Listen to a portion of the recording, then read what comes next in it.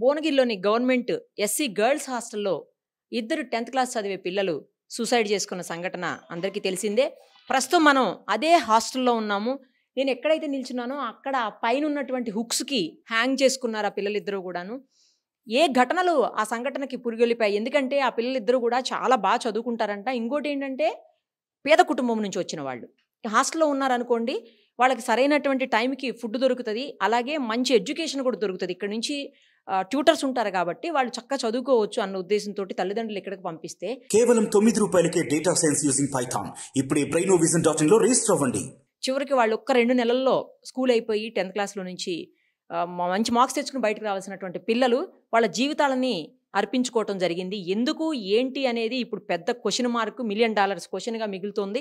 ఈ హాస్టల్ లోపలికి రెగ్యులర్గా ఆటో డ్రైవర్లు వస్తుంటారని, ఒక ఆటో డ్రైవర్ అయితే రెగ్యులర్గా వస్తుంటాడని, ఆటో డ్రైవర్కి ఇక్కడ కొంతమంది వంట చేసే వాళ్ళకో మరి వాడినికో తెలియదు కానీ ఇల్లీగల్ కనెక్షన్స్ ఉన్నాయని, అందువల్ల ఆ పిల్లలు చూడడం వల్లనే ఈ సంఘటన జరిగిందని చెప్పేసి చాలామంది చెప్తా ఉన్నారు. మరోవైపు ఆ పిల్లలు వేరే వాళ్ళని ఏడిపించారు, ఇద్దరు అమ్మాయిల్ని, 7th క్లాస్ చదివే పిల్లల్ని.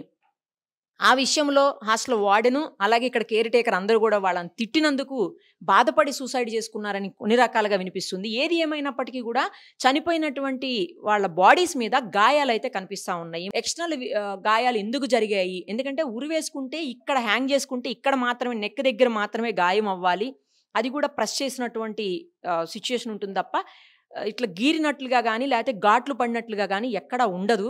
మరి బాడీలో చాలా చోట్ల వాళ్ళకు, ఒక అమ్మాయికి అయితే ఇక్కడ చాలా పెద్ద గాయం కనిపిస్తూ ఉంది చీకు దగ్గర, చేతుల మీద కూడా రకరకాల ప్లేసెస్లో గాయాలు కనిపిస్తూ ఉన్నాయి. మరి ఇవన్నీ ఎందుకు జరిగాయి, ఒకవేళ సుసైడే అయితే కనుక ఇదంతా ఎందుకు జరిగాయి అనేది పోలీసులు సమగ్రంగా విచారణ జరిపితే తప్పించి తెలియనటువంటి విషయాలు ఇక్కడ చాలా మంది కనిపిస్తున్నారు. ఎందుకంటే 4 బెడ్స్ ఉన్నాయి, 4 అంటే పైన కింద కలిపితే ఆల్మోస్ట్ 8 మెంబర్స్ ఈ రూమ్లో ఉండాలి. మరి మిగతా పిల్లలు ఇప్పుడు స్కూల్కి వెళ్ళారా లేకపోతే పేరెంట్స్ కొంతమంది తీసుకెళ్ళిపోయారని చెప్తున్నారు. అసలు అంత హైట్లోకి ఎక్కేసి వీళ్ళు అంటే పైనుంచి ఎక్కువ ఉండాలి మేబీ. యూనిఫామ్లో ఉన్నటువంటి చున్నీలు ఏవైతే ఉన్నాయో ఆ చున్నీలకే హ్యాంగ్ చేసుకొని వీళ్ళు చనిపోయినటువంటి పరిస్థితి. ఆ చనిపోయిన తర్వాత ఇంకొక ఇక్కడ అనుమానం కలిగించే విషయం ఏంటంటే, ఆ చనిపోయాక 2 hours వరకు వాళ్ళే ఇక్కడ ఉన్నటువంటి పిల్లలు, తర్వాత కేర్ టేకరు, వార్డెన్ వాళ్ళే ఆ పిల్లల్ని కిందకి దించి హాస్పిటల్కి తీసుకుని వెళ్ళి ఆ హాస్పిటల్లో వాళ్ళు చనిపోయారని తెలిసిన తర్వాత పోలీసులకి ఇన్ఫార్మ్ చేసినటువంటి పరిస్థితి. మామూలుగా అయితే ఏం జరుగుతుంది, ఇట్లా చూసిన వెంటనే బాడీ చూసిన వెంటనే ఇమ్మీడియట్గా పోలీసులకి ఇన్ఫార్మ్ చేయాలి. బట్ వాళ్ళు అలా చేయలేదు. ఆ తర్వాత 2 hours ఆ తర్వాత మరో 2 hours పేరెంట్స్కి ఇన్ఫార్మ్ చేశారని చెప్పి ఇవన్నీ కూడా అనుమానాలు రేకెత్తిస్తూ ఉన్నాయి. చాలామంది వాళ్ళ ఆ పిల్లల కోసం న్యాయం కోసం పోరాడుతూ ఉన్నారు. సేమ్ టైం ఇక్కడ ఉన్నటువంటి వంట చేసే ఆమె కూడా ఇక్కడే ఉన్నారు. ఆమెతో కూడా ఒకసారి మాట్లాడదాం. ఏం చేస్తారు ఇక్కడ మీరు, మీ పేరేంటి? మా పేరు ప్రేమిల అండి. ఏం చేస్తారు ఇక్కడ మీరు? మేము ఊడ్చి కుక్కుకు కూరగాయలు అవి కోసి ఇస్తాం. వంట చేస్తా దాంట్లో హెల్ప్ చేస్తారు? హెల్ప్ చేస్తాం. మీరు కూడా వంట చేస్తారా? ఇంకా వాళ్ళు లేని టైంలో చేస్తాం మేడం. వాళ్ళు లేని టైంలో. ఈ పిల్లలు ఎప్పటి నుంచి ఉన్నారు ఇక్కడ? ఈ పిల్లలు 4th క్లాస్ నుంచి ఉన్నారు మేడం. ఎప్పటి నుంచి ఉన్నారు? 6 ఏళ్ళ నుంచి ఉన్నారు. మంచి పిల్లలేనా? మంచి వాళ్ళు మేడం, బాగా చదువుకుంటారా? చాలా మంచి వాళ్ళు మేడం. చిన్న అమ్మాయి నుంచి వచ్చింది ఇక్కడ. బాగా చదువుకుంటారా? మంచిగా చదువుకుంటారు. ఏంటి 15 రోజుల క్రితం ఏదో గొడవ అయిందంట, అది మాకు చెప్పలేదు మేడం, వాళ్ళు తెలియదు, మాకు తెలియదు. ఇక్కడ ఎంతమంది ఉంటారు వంటోళ్ళు? మొత్తం 3 ఉంటాం మేడం. 3 ఉంటారు. హాస్టల్కి రెగ్యులర్ గా ఒక ఆటో డ్రైవర్ వస్తుంటాడు. ఎందుకు వస్తాడు ఆటో డ్రైవర్? రాడు మేడం, మనకు అవసరం ఉంటే పిల్లలకి దవాఖానకి ఇట్లా తీసుకెళ్తాడు. ఎక్కడ తీసుకెళ్తాడు? వచ్చి హాస్పిటల్కే మేడం, బాగలేకున్నప్పుడు. ఒక్కతనే వస్తాడా? అట్లేం రాడు మేడం, అవసరం ఉంటేనే మనం పిలిస్తే వస్తాడు. అదే అవసరం ఉన్నప్పుడల్లా అతనే వస్తాడా? వేరే వేరే వాళ్ళు వస్తుంటారా? వేరే వాళ్ళు రారు మేడం, ఇతను ఒక్కడే వస్తాడు పదే? ఏం రాడు మేడం అట్లా. అంటే అవసరం ఉన్నప్పుడల్లా ఇతనే వస్తాడు, అంతే కదా? మరి నిన్నేం జరిగిందమ్మా, ఎందుకు ఆ పిల్లలు ఇలా చేసి ఉండాలి? ఇక మనకు తెలియదు మేడం, అన్నం పెట్టి తిన్నారు, వెళ్ళిపోయినాం మేము, అంతే. ఏ టైంలో చూసారు మీరు లాస్ట్ నా? ఇక మేము వెళ్ళిపోయినాం మేడం. ఏ టైంలో చూసావు నువ్వు లాస్ట్ వాళ్ళని మంచిగా? సాయంత్రం మేడం, మేము అన్నం పెట్టినాం, అప్పుడు బానే వాళ్ళే పట్టుకున్నారు మేడం అన్నం. అప్పుడు బానే ఉన్నారా? మంచిగానే ఉంటుంది మేడం. ఏం బాధపడుతున్నట్టు కానీ అట్లా మాకు అనిపించలే మేడం. అట్లా అనిపిస్తే పిల్లలు అట్లా అనిపించలే మేడం, వాళ్ళు మంచి పిల్లలు మేడం. ఎప్పుడన్నా బాధగా ఉన్నప్పుడు లేకపోతే ఏదన్నా జరిగినప్పుడు వచ్చి మీతో చెప్తారా అమ్మాయి? చెప్తారు మేడం. ఏం చెప్పాలి మేడం వాళ్ళు? ఏం చెప్పలే. ఎప్పుడన్నా ఎవరితో గొడవ పడ్డం కానీ లేకపోతే ఎవరన్నా ఏమన్నా అనడం కానీ చేస్తారా వాళ్ళు? చేయరు మేడం, అట్లా ఏం చేయరు. వాళ్ళ పని వాళ్ళు చేసుకుంటారా? చేసుకుంటారు. వాళ్ళ అమ్మా నాన్న వాళ్ళు వస్తుంటారు అప్పుడప్పుడు? వస్తారు మేడం. వాళ్ళ అమ్మ వస్తుంది, ఒకవేళ వాళ్ళ అన్నయ్య వస్తాడు. ఎప్పుడు ఏది చెప్పాలా మీకు కంప్లైంట్ కూడా పిల్లలు? కంప్లైంట్ చెప్పలే మేడం. మీ హాస్టల్ వార్డెన్కి వీళ్ళకి ఏమన్నా గొడవ అయిందా? ఏం కాలే మేడం. హాస్టల్ వాడని వాళ్ళు బిడ్డల్లాగా చూసుకుంటారు మేడం. మా మేడం దగ్గర మంచిగా ఉంటారు మేడం వాళ్ళు. మరి ఎందుకు ఇట్లా జరిగి ఉండొచ్చు? అదే మాకు అర్థం కావట్లేదు మేడం, మాకు తెలియదు. ఆ డ్రైవర్, ఆటో డ్రైవర్ ఏ టైంలో వస్తుంటాడు హాస్టల్ లోపలికి? రాడు మేడం, వీడికి కిందనే ఉంటాడు. ఎక్కడికి వస్తాడు మరి? మా దగ్గరికి ఏం రాడు మేడం. పిల్లల స్కూల్కి తీసుకెళ్తాడు కదా మేడం. రోజు తీసుకెళ్తాడా స్కూల్కి? పిల్లల రోజు అంటే స్కూళ్ళు అక్కడ ఉంటాయి కదా మేడం, దగ్గర కదా, అందువల్ల ఉదయం సాయంత్రం తీసుకెళ్ళి ఇస్తా. కానీ అలాంటిది కాదు, మంచిగా మేడం ఆయన అట్లా చేయమంటారు. మరి ఇందాక ఎప్పుడన్నా మేము పిలిస్తేనే వస్తాడన్నావు, ఇప్పుడు రోజు వచ్చి స్కూల్కి తీసుకెళ్తాడు అంటున్నావు? స్కూల్కి ఆయనే తీసుకెళ్తాడు మేడం. అవసరం ఉన్నప్పుడు ఏదైనా ఉంటే ప్రాబ్లం అనిపించిన పిల్లలకి పిలిస్తే వస్తాడు. ఎక్కడ చెక్కించుకెళ్తాడు వాళ్ళని? కిందనే ఉంటాడు మేడం. మనం కిందికి వెళ్ళిపోయి ఎక్కి పోతాం. కింద ఉంటుంది అక్కడ ఆటో తీసుకుపోతాం. ఒకే ఆటో వస్తుందా? ఒకటే మేడం. మరి ఇంతమంది పిల్లలు ఒక ఆటో ఎట్లా తీసుకుపోద్ది? 3 ట్రిప్పులు తిరుగుతాడు మేడం ఈ స్కూల్కు. ఒక్కతనే 3 ట్రిప్పులు తిరుగుతాడా? ఒకసారి ఎంతమంది ఎక్కుతారు పిల్లలు ఆటోలో? పెద్దగా ఉంటుంది కదా మేడం, 10 మంది దాకా ఎక్కుతారు, 10-15 మంది ఒకటేసారి. ఎప్పుడన్నా పిల్లల్ని ఏమన్నా అనడం కానీ, తిట్టడం కానీ, అతను కొట్టడం కానీ, గలీజ్ మాటలు మాట్లాడడం కానీ ఎప్పుడన్నా చేస్తాడా? లేదు మేడం. అలా చూసినావా ఎప్పుడన్నా? మేము వస్తాడుగా అట్లా మాకు లేదు మేడం, అనిపించలేదు అన్నాడు మేడం. ఏ పిల్లలు కూడా ఎప్పుడు ఎవరి మీద కంప్లైంట్ చేయలేదు? అసలు చేయలేదు మేడం. మరి ఎందుకు జరిగిందంటావు ఇట్లా? ఇంకా అదే మాకేం తెలియలేదు మేడం. మరి అలా నిన్ను ఎవరన్నా అడిగితే ఏమి చెప్పకని చెప్పారా?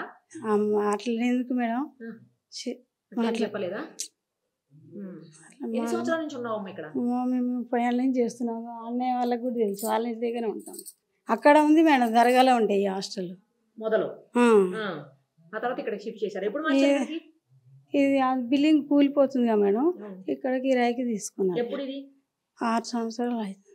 ఈమె ఇదే లాస్ట్ బ్యాచ్ మేడం, 10th వాళ్ళు.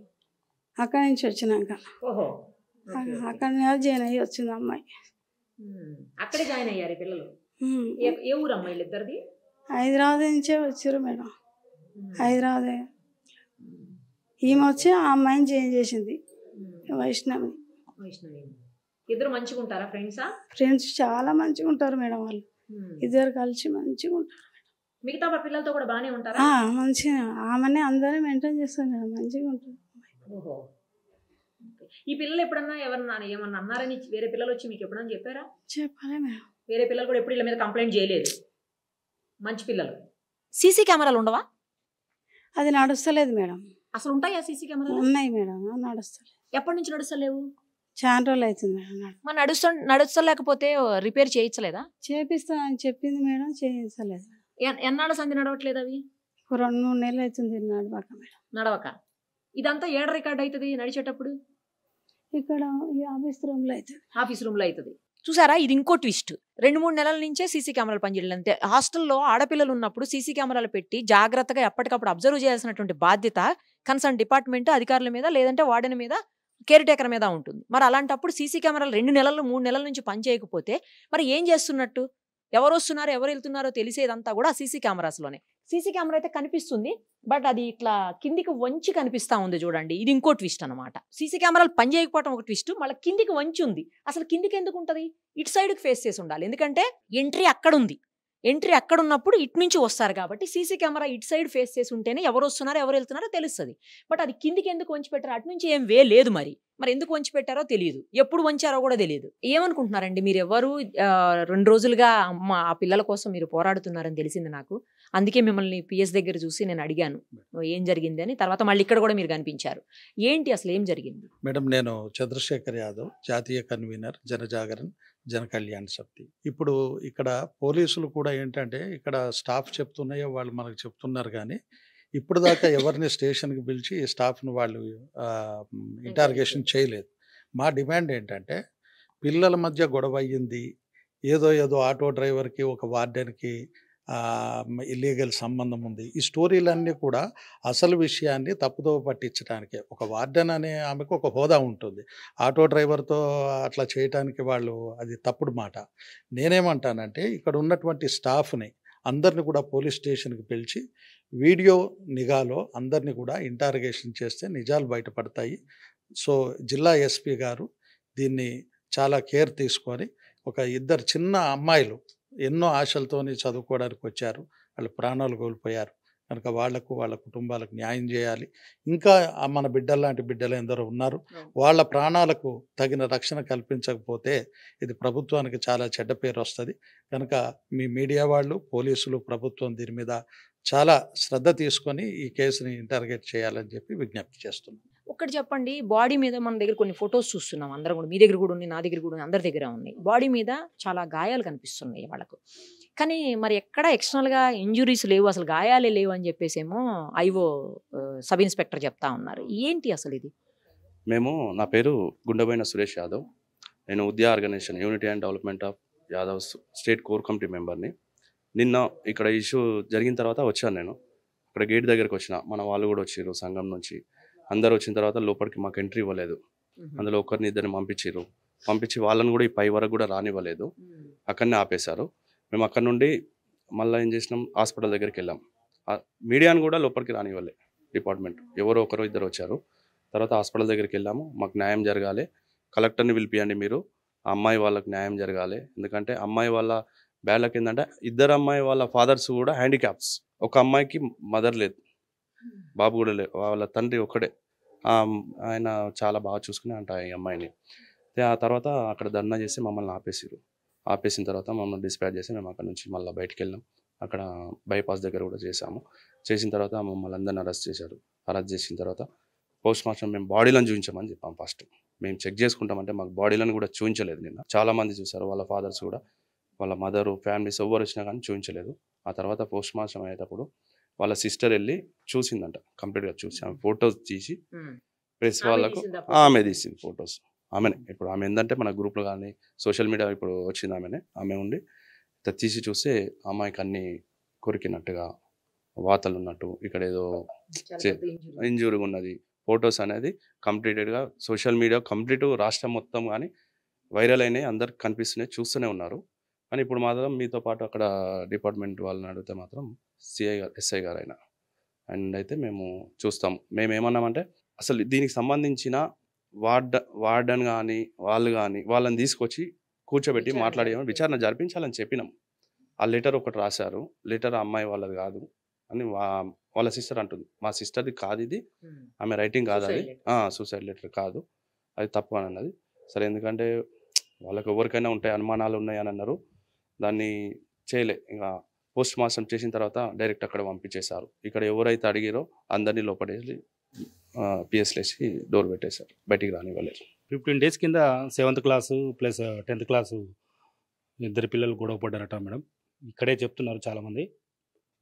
మాకు కావాల్సింది ఏంటంటే ఎవరైనా ఆడపిల్లలకు తగు న్యాయం జరగాలని మేము యాదవ్ సంఘం తరఫున, మా అమ్మాయి కూడా యాదవ్ బిడ్డ ఉంది, వాళ్ళకు త్వరగా మాకు న్యాయం జరగాలి. తర్వాత సిఐ గారు కూడా త్వరగతిన ఈ కేసును కొలిక్కి తీసుకురావాలని కోరుకుంటున్నాం మేడం. ఈ హాస్టల్లో ఆ పిల్లలు ఇంతకు ముందు కూడా ఏదో ఇష్యూ జరిగిందని, ఆ పాప అయితే వెళ్ళిపోవాలని ఒక పాప బట్టలు కూడా సర్దేసుకొని రెడీ అయిపోయిన పరిస్థితి ఉంది.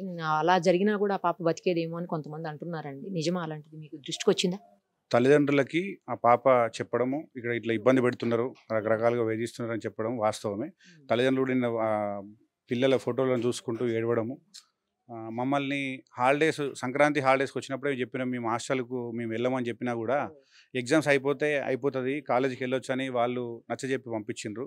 కానీ ఇక్కడ వాళ్ళని చంపేయడం జరిగింది. ఉరేసుకోవడం అనేది వాస్తవం కాదు. ఆ చూపించిన చున్నీ కానీ మామూలుగా ఒక చిన్న గుడ్డపేలుగలాగా ఉన్నది, పల్సడి గుడ్డపేలుగలాగా ఉన్నది. ఆ వాళ్ళు ఉరేసుకొని చనిపోవడం కాదు, వాళ్ళని చంపేసిండ్రు. దీన్ని కప్పుపుచ్చడం కోసం కొంతమంది ప్రయత్నిస్తున్నట్టు తెలుస్తుంది. దీన్ని పూర్తిగా పోలీసులు సహకరించి నిందితులను కఠినంగా శిక్షించాలి, బాధితులకు న్యాయం చేయాలి, ప్రభుత్వం ఖచ్చితంగా వీళ్ళకి అండగా నిలబడాలి. ఇది మాత్రం మేము కోరుకునేది మేడం. నిజంగా ఏం జరిగి ఉండొచ్చండి? ఇది నిజంగానే ఆత్మహత్యనా, లేకపోతే ఇది ఏమన్నా క్రియేట్ చేశారా అనేది అర్థం కానటువంటి సిచ్యుయేషన్ ఉంది. మీరేమనుకుంటున్నారు మేడం? మేము నిన్న పొద్దున్న నుండి ఇక్కడ ఉన్నాము. ఇక్కడ చూస్తున్న సంఘటన చూస్తూ ఉంటే వైష్ణవి భవ్య గారిది వాస్తవానికి అనుమానంగా ఉన్నది, ఆత్మహత్యగా చిత్రీకరించినట్టు కనిపిస్తూ ఉన్నది. ఎందుకంటే వాళ్ళు హాస్టల్లో వండుకుంటూ మరి వాళ్ళు 8 గంటల ప్రాంతాల్లో మరి ఇది జరిగిందంటే ఒక విచిత్రంగా ఉన్నది. అదేవిధంగా లేటర్ చూస్తే మాత్రం ఇంకా ఘోరంగా ఉన్నది. ఆ లేటర్లో ఖాళీ ఒక వార్డెన్ గురించే రాసిరు కానీ కన్న తల్లిదండ్రుల గురించి గుర్తులేదంటే ఒక విచిత్రంగా ఉన్నది. ఆ లేటర్ చూస్తే ఇంకా అనుమానం పెరుగుతూ ఉన్నది. కాబట్టి నిన్నగిలో చూసినాం, ఇక్కడ ఉన్నటువంటి అధికారులు మాత్రము మరి ఆ వార్డెన్ అరెస్ట్ చేయలేదు. మరి సంబంధిత అధికారులని జిల్లా డీడీ గారిని కూడా పలుసార్లు అమ్మాయి కంప్లైంట్ చేసినట్టు వాళ్ళ తల్లిదండ్రులు చెప్పిండ్రు. కానీ మేము దాని విషయం అడిగితే స్పందన లేదు. నిన్న అరెస్ట్ చేసినారు. ఇది ఏ సమాజం? ఇప్పుడు మనము వాస్తవానికి భూమి మీద ఉన్నామా, మరి ఎక్కడ ఉన్నాము, అసలు తెలంగాణలో ఉన్నామా? ఈ ప్రభుత్వం కూడా పట్టించుకొని వాస్తవానికి ఒక విచిత్రంగా ఏంటంటే ఈ జిల్లా మంత్రి కానీ ఇక పార్టీ ఏదైనా సరే అధికారం ఉన్న పార్టీ ఇక్కడ ఎస్సీ హాస్టల్లో ఒక 2 అమ్మాయిలు చనిపోతే ఇంతవరకు స్పందన లేదు. మరి వాళ్ళకు కుటుంబాన్ని రోడ్డు మీద పడ్డది. మరి వాళ్ళని ఆదుకోవాలని చెప్పి కూడా మేము డిమాండ్ చేస్తూ ఉన్నాము. ప్రతి కుటుంబానికి ఎక్స్‌గ్రేషియా 50 లక్షలు ఇవ్వాలని చెప్పి డిమాండ్ చేస్తూ ఉన్నాము. లేని ఎడల ఇక్కడ ఉన్నటువంటి జిల్లా అధికారులు మరి వారిని ఇక్కడ ఉన్నటువంటి వార్డెన్ని అరెస్ట్ చేయకుంటే ఆటో వాళ్ళని కూడా వాళ్ళ ఏందనేది తెలుస్తలేదు ఇంతవరకు. మరి తేల్చి వాళ్ళని అరెస్ట్ చేయాలి. అరెస్ట్ చేయకుంటే మాత్రం మేము ధర్నాలు చేస్తాము. మరి రేపు మేము అందరము ఇక్కడ ఉన్న ప్రజా సంఘాలం అందరం మీటింగ్ పెట్టుకొని మరి రేపు విద్యా సంస్థలు కూడా బంద్ పిలిపిస్తామని అనుకుంటున్నాము. ఇది ఎమ్మటే కలెక్టర్ గారు స్పందించి వారి కుటుంబానికి నష్టపరిహారం ఇప్పించాలని చెప్పి కోరుతా ఉన్నాం. మేము జిల్లా యాదవ సంఘం జిల్లా అధ్యక్షుని పుట్ట వీరేశ గారిని మరి జిల్లా యాదవ సంఘం డిమాండ్ చేస్తూ ఉన్నది.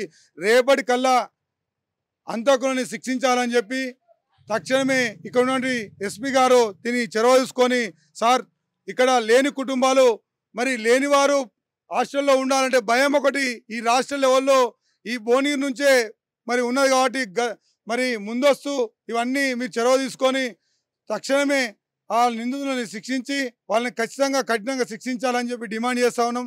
లేని ఇక్కడ ధర్నాలు రసరోకలు నిర్వహిస్తామని చెప్పి తెలియజేస్తా ఉన్నాం. ఇక్కడ ఎస్సీ గవర్నమెంట్ బాలికల హాస్టల్ వసతి ఎలా ఉంది అనేది మనం ప్రత్యక్షంగా చాలా చూసాము. ఎన్ని ప్రాబ్లమ్స్ ఉన్నాయో పాపం అన్ని ప్రాబ్లమ్స్ను కూడా తట్టుకొని వాళ్ళు చదువుకొని మంచిగా భవిష్యత్తుకి పునాది వేసుకోవాలనుకున్నటువంటి ఆ పరిస్థితుల్లో ప్రాణాలే కోల్పోయారు. చాలామంది భయపడిపోయి పిల్లలు తిరిగి వెళ్ళిపోతున్నటువంటి సిచ్యుయేషన్ కూడా ఇక్కడ కనిపిస్తూ ఉంది. ఇంటికి వెళ్ళిపోతున్నారు. ఆ పై వరకు మనం వెళ్ళి మొత్తం చూసాము. అందరూ కూడా ఒకటే అంటున్నారు, ఏంటంటే చున్నీలు చాలా పల్చటి క్లాత్ తోటి ఉన్నాయి. వాటిని పైనుంచి హ్యాంగ్ చేసుకుంటే 30-40 కేజీలు తక్కువైతే పిల్లలు ఉండరు. 15 ఇయర్స్ పిల్లలంటే బరువు. అలాంటి పిల్లలు ఎట్లా ఆగుతారు అక్కడ? ఇది కావాలని కేవలం ప్రీ ప్లాన్డ్గానే చేశారు అని చెప్పేసి ఇప్పుడే నేను వాళ్ళ బాబాయ్తో కూడా మాట్లాడాను. ఆ పిల్లల బాబాయ్తో కూడా ఫోన్లో. ఆయన కూడా అదే చెప్తా ఉన్నారు. వాళ్ళని డైరెక్ట్గా కాంటాక్ట్ చేసేటువంటి సిచ్యుయేషన్ ప్రస్తుతానికి లేదు. ఎందుకంటే ఈరోజు క్రిమేషన్ అవన్నీ జరుగుతున్నాయి. సో 100% వాళ్ళందరినీ లైన్లోకి తీసుకుందాము. వాళ్ళ పేరెంట్స్ని అలాగే వాళ్ళందరినీ కూడాను ఏం జరిగింది అనేది వాళ్ళైతే ఇంకా క్లారిటీగా చెప్పగలుగుతారు. చాలా క్వశ్చన్స్ ఇక్కడైతే చాలా డౌట్స్ ఉన్నాయి. మొత్తం చుట్టుపక్కల అసలు పెద్ద హైట్ కూడా లేదు. వాల్ కూడా చాలా తక్కువ ఉంది. ఆ పక్కనైతే డోర్ ఓపెన్ చేసి పెట్టారు. మరి ఎందుకు ఓపెన్ చేసి పెట్టారు? గేట్ ఓపెన్ చేసి పెట్టారు. ఇక్కడ ఒక గేటు, అక్కడ ఒక గేటు, అటైతే అసలు కంప్లీట్ ఖాళీగా ఉన్నటువంటి పరిస్థితి. ఎవరు ఎప్పుడు వస్తున్నారు ఎప్పుడు వెళ్తున్నారో కూడా తెలియనటువంటి సిచ్యుయేషన్ అయితే ఇక్కడ నెలకొని ఉంది. ఇంకోటి ఏంటంటే సీసీ కెమెరాస్ పనిచేయట్లేదు కదా, అది కూడా అందరికీ తెలుసు. సో ఇక్కడ ఏం చేసినా ఏం జరిగినా కూడా పట్టించుకునే నాదుడు లేడు అన్నట్టు మొత్తం అంతా ఎంటీ ప్లేస్ ఉంది. ఎవరైనా ఎప్పుడైనా వచ్చి పోవచ్చు. ఆటో డ్రైవర్ కూడా రోజుకి 3-4 సార్లు ఉదయం సాయంత్రం తీసుకెళ్ళడానికి, దించడానికి, ఇంకా సరుకులు తీసుకురావడానికి ఇలా అనేక సార్లు అతను వస్తూ పోతా ఉంటాడని చెప్తున్నారు. ఇప్పటివరకైతే పోలీసులు మరి ప్రాథమిక విచారణలో అలాంటి ఏమీ లేవని, ఆ గాయాలు ఏం కనిపించట్లేదని, తర్వాత గత అంటే ఇల్లీగల్ కాంటాక్ట్ ఉందని పోలీసులు కూడా చెప్తున్నారు ఇక్కడ ఒక పర్సన్ తోటి ఆటో డ్రైవర్కి. అయినప్పటికీ దానికి ఈ ఇన్సిడెంట్కి సంబంధం లేదని చెప్తున్నారు. మరి పూర్తి స్థాయిలో ఎంక్వైరీ చేసి ఏం జరిగింది, ఆ పిల్లలు మరణానికి నిజంగా వాళ్లే ఆత్మహత్య చేసుకున్నారా లేదంటే ఎవరైనా చంపి వాళ్ళని ఆత్మహత్యగా చిత్రీకరించారా, కొన్నింటి నుంచి బయటపడేందుకు కొన్నింటిని కప్పిపుచ్చుకునేందుకు అలా ఏమన్నా చేశారా అనేది తెలియాలంటే పోస్ట్ మార్టం రిపోర్ట్ కూడా రావాల్సి ఉంటుంది. పోస్ట్ మార్టం రిపోర్ట్ కూడా పక్కాగా వస్తుందని నమ్మకం అయితే మాకు లేదు అని చెప్పేసి వాళ్ళ బాబాయ్ కూడా అంటా ఉన్నారు. ఏది ఏమైనా పూర్తి స్థాయిలో సమగ్రమైన విచారణ పోలీసులు చేస్తే మాత్రం ఖచ్చితంగా ఏం జరిగిందనేది అయితే నిజానిజాలు బయటకు వస్తాయి. ఆ దిశగా పోలీసులు ఇమ్మీడియట్గా స్టార్ట్ చేసి ఎంక్వైరీని ఆ పిల్లలకు, ఆ కుటుంబాలకు న్యాయం చేయాల్సినటువంటి అవసరం అయితే కనిపిస్తూ ఉంది.